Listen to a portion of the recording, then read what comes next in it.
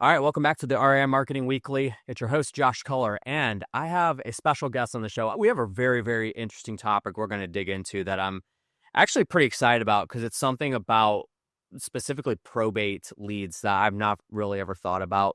I've got Micah Nicholes, CEO of US Lead List, on the line here today. And it's kind of funny. So, Micah, I have a few clients that we work with that, funny enough, specifically operate with just probate deals. So Sure. for whatever reason, it's their favorite type of, lead source, motivation, whatever you want to call it. Why do you think that? Oh, well, I guess first of all, why did you, for the platform that you have here with US Lead List, why'd you decide to specifically niche into probate? Like, what's the deal with that? Ironically, I didn't choose because I purchased this company. I bought Okay. 5 Makes years sense. ago, and I was already in real estate and Yeah. needed to transition completely away from my W-2, which was construction at the time. So I bought the business and basically just been trying to build it after I bought it. Gotcha. Okay. No, that makes sense. Makes things a little bit easier in terms of like the conversation there. So one of the things that we were kind of chit-chatting about before recording that I thought was a very interesting topic that you brought up that we could kind of break into here with the interview is when we understand like when people are on the phone, when they generate leads, whether it is probates or any other type of motivation, there's motivation kind of is the equivalent to, let's say, a pain point. And they're all different. Probate being one where, I mean, you specifically mentioned to me that, typically they lost somebody. That's generally the way that it goes. Yeah. And then somebody inherited the house and now they're stuck with it and they got to do something with it. So it's a very touchy, tender situation. And then you specifically said you think people could close more deals if they actually just talk to people the correct way when handling these leads. So let's start there. What's kind of the best way to kind of enter into this conversation to make sure that people are, handling the conversations a little bit more thoroughly so that they can close more deals? Yeah, absolutely. So, I mean, I think this is true of anything. It's not specifically probate, but who do you like to do business with? Who does anyone like to do business with?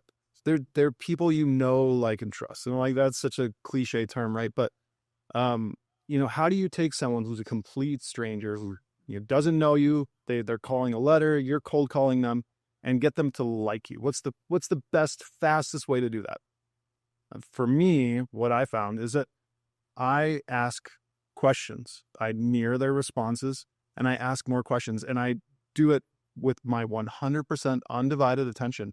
Listen to these people talk about, because, Josh, I am sure that if I asked you a few leading questions, I could have you chatting for 45 minutes about what you do, yourself, your story, all the different niche businesses that you do, all the, really cool things that you're doing in your life, because, we all want to feel important.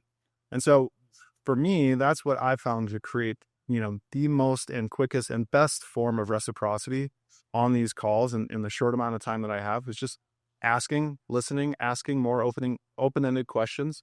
And I'm not trying to buy, I'm not making an offer. I actually swayed the conversation away from the house. And I'm just looking for what are the pain points? What are the problems? And if you do this right, they will tell you every single problem that they have. So when you make an offer, you just include all those problems to cover all of those things that are hard for them, and you can transact from there. Because, and there's going to be less resistance too, because you're not coming in being like, hey, I know you want Zillow price for this, but I can do 50 cents in the dollar. Like, who wants to hear? But I got to make money too. Yeah. Who wants to hear? No one wants to hear that. But Yeah. if they're your friend, they can understand that you are doing this for money. It's a lot easier to understand. They can understand it either way, but they're much more willing to bend if you're willing to be a friend first. Yeah, absolutely. I mean, what's coming to my head consistently throughout that time that you're talking there is instead of the approach of here's an offer, once you develop that kind of conversation, that trust, that know, like, and trust they talked about, I imagine that in the seller's mind at that point, it's kind of appears as more of a solution than just an offer. Right. Like it's a thorough solution. Do you agree with that? Like it's kind of a mindset shift? Yep. Completely agree with that. Because, I mean, with probate specifically, maybe you're not the perfect solution, right? And there's a lot of times where I don't make money by helping people, and that's okay. I feel better at the end of the day. I put my head on my pillow I'm like, I actually helped someone. I didn't transact. I got to come to them with what they needed most because I listened. And, I get it back on the other ones. Like it's really funny with probate. Money actually usually isn't the most important thing.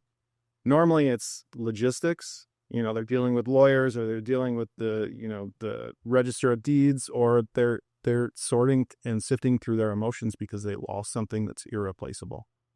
Yeah, for sure. I actually was going to ask you, that was going to be my very next question, was what do you typically find is like the biggest roadblocks, like consistently from that? And you said logistics, and it makes sense. And a lot of times too, the probably the person that inherited the property is probably out of state or not local. Is that right? I mean, a lot of times, so, a lot of people make that assumption. So like our business model, like we are really good at aligning death and real estate ownership, right?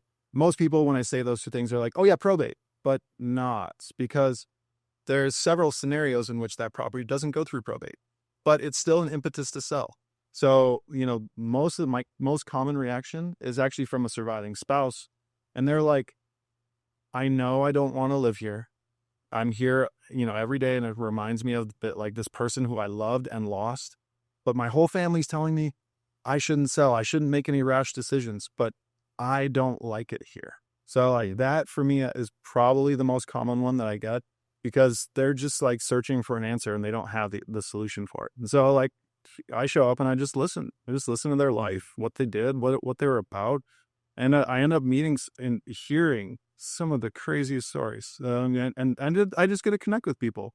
And for me, this comes back to, real estate is, it's not a property business. You're dealing with people. And the better you can manage, handle, and like being around people, the more you're going to get out of it. So would you hand that same type of advice off to the way, like, again, the very next, what you're kind of like leading me into my questions perfectly. The very next question I was going to ask is, now, let's say that I would say like there's probably a good amount of times in these situations that you're dealing with not just one, but multiple people in the process. Like, how do you handle that kind of, I'm sure and I've been a part of these kind of deals too, where there's a lot of family drama and that sort of thing, and who gets the house or whatever. But then also, if they do agree with each other, or maybe it's just two people, and the grieving and then the emotionality that goes into it, is it the same advice? Like, you're just having good conversation with them and kind of building that trust is kind of that the process there. Yeah. I mean, anyone who's dealt with probate knows that like that can be a really big challenge, right? It's like, two family members have separate opinions on what they should do. Someone, they want to roll up their sleeves and put on their tool belt and I'm going to fix this thing. It's going to be great. We're going to get it on the market. And then the other person who I was talking to, they call me 3 months later and they're like, hey, nothing's happened with this thing. Is that offer still good? And so, I mean, really, it all comes down to just being a person who they would want to transact with. And then you got to show up in whatever way you might be needed. And so it's just opening yourself up to possibilities rather than, rushing into the china shop and breaking it all before you have a chance to buy it. Yeah, for sure. I love what you said. This is definitely, I think, a lot of the listeners that are listening right now, either beginning in real estate or they're building their real estate business, and specifically learning about marketing and sales. It definitely is a people business. Like, it was 100% centered around that, especially 100%. That's an accurate statement if you are doing your own motivated seller lead marketing or talking to people, or both of them, obviously. So you have to learn, and that's why we're talking about it right here on this episode, is because that's extremely important. So I think one of the things I want to kind of pivot on here real quick, Micah, and then we'll come back to some of the detailed information about probate leads and that sort of thing. And I do want to dig into data just a little bit. Sure. When it comes to, again, like the listeners that are listening, they may not just be marketing to probate. Maybe they've never even done a probate deal. Just kind of like a very simple summary. Why does it make sense for people to do, other investors across the country to do probate deals? Is there a specific reason why you think maybe it's not necessarily a better motivation, but maybe a little bit of a better type of deal than other types of motivations? I think for me, like, I market to the, southern part of Wisconsin, and my deal volume from strictly, probate or the inheritance list, it's not crazy. I probably transact about 6 deals a year, and I do other forms of marketing as well. consistently, they are my largest spread deals. Like last year, I had 2 multiple 6-figure deals. One of them was a wholesale that allowed some flip. And it's like, I would rather have 1 multiple 6-figure deals than, and small little deals where I'm like, chasing everything around. It's the same amount of work. It's the same amount of effort. I would rather have bigger spreads. And I think anyone who's kind of gone through that ringer of like, they've got all these marketing sources, they got a big team, they're running deals, their net average is 10K, and they're like, oh my God, my life is insane and I don't know how to keep it up. I would rather do less and get more. So that's one of the main reasons why I like it. And 2, I think the other part is I just, I really enjoy helping people, and there's not, certainly foreclosure. There's a lot of other scenarios you end up helping people, but probate is its own specific way that you kind of get to show up.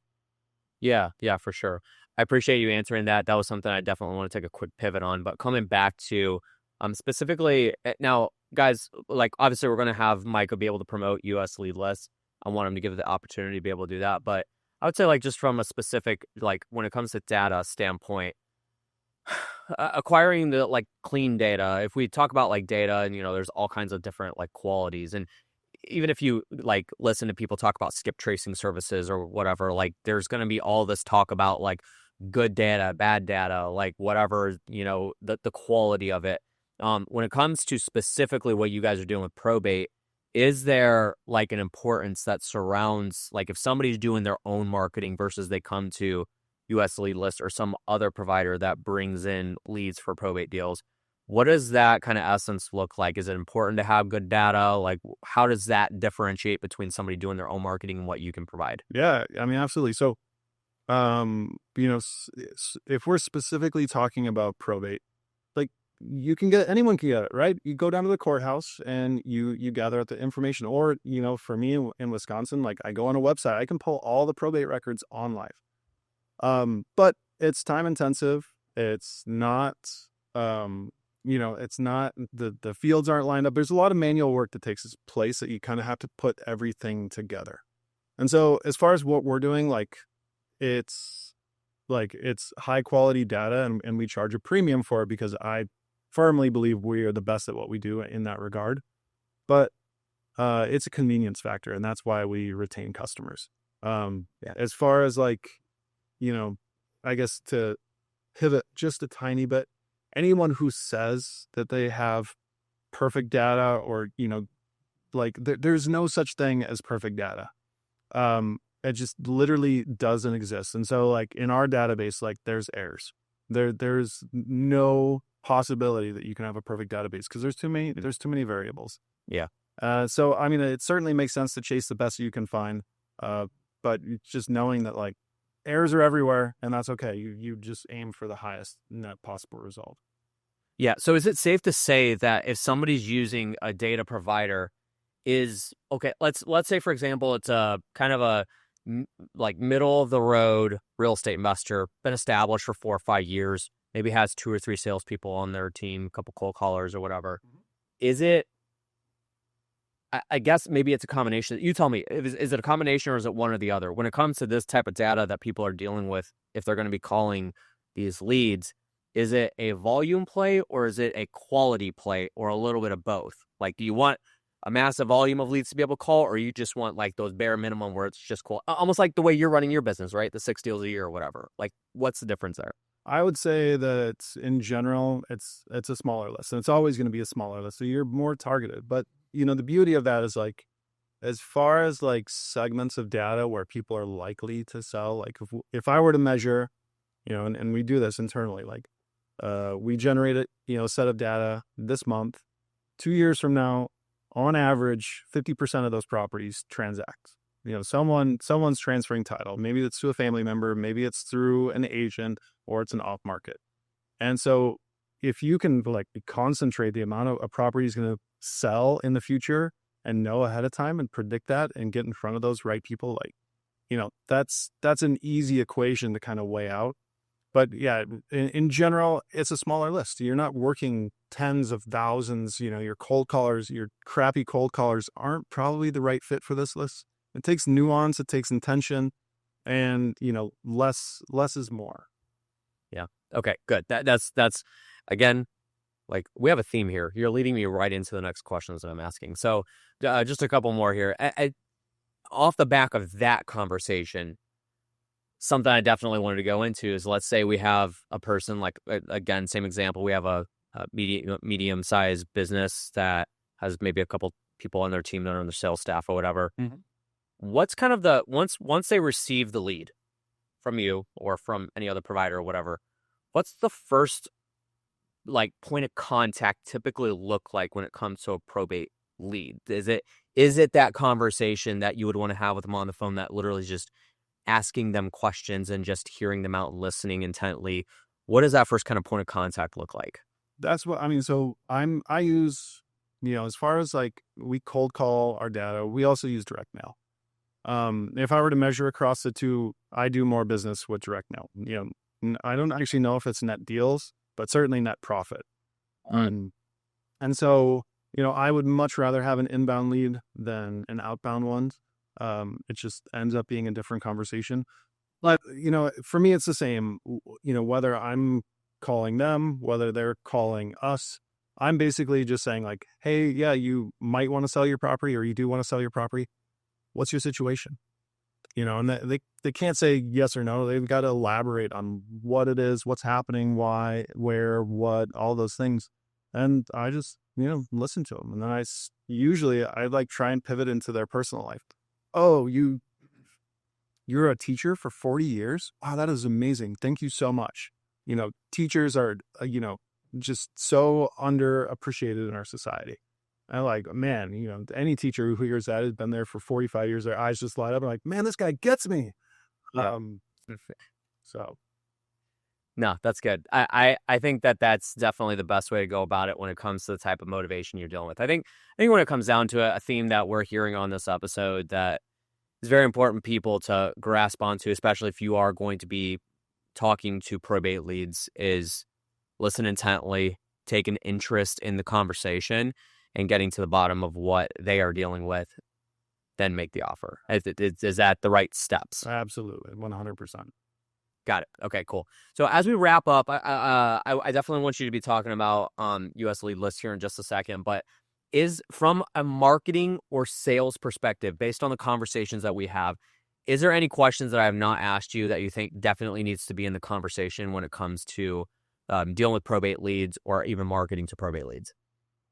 I think the only thing that I would say that's been really interesting in my business to track. So when I bought the company, the owners pulled me aside before I had transacted, and they're like, hey, Micah, there's this secret list, the insiders list, they called it. I was like, okay, what's that about? I'm like, we don't give this information to our clients. We use it ourselves. And we're basically marketing to people who own 4 or more properties themselves, and they had someone pass away. And for me, in my own business, in my area, those, it's maybe 10, 15% of people who are actually like landlords, they own more than one property, represent close to 80% of my net profit from this list. I don't transact with them as much, but I go out of my way to talk to them more because, those assets, they mean less. They don't have the emotional significance. Usually it's a nuisance for the next owner or a spouse, or they're just ready to move on if, the person who managed it didn't pass away. And so we segment that, and we actually, now give that to our customer rather than keep it for ourselves. And for me, that was a really big game changer once I kind of segmented those people out and really hit them hard, because solving their problems, if I can create a great scenario for them, my revenue and my net profit is multiplied multiple times usually.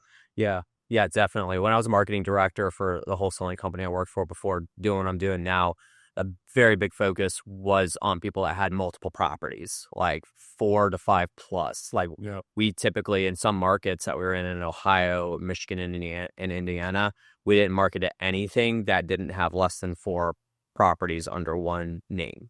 And there's a reason for it. Like, it's an easier conversation. Typically, it's mainly just business that you're dealing with. Like, it's not emotional. You're not like, there's not really like situations per se that are coming up for it.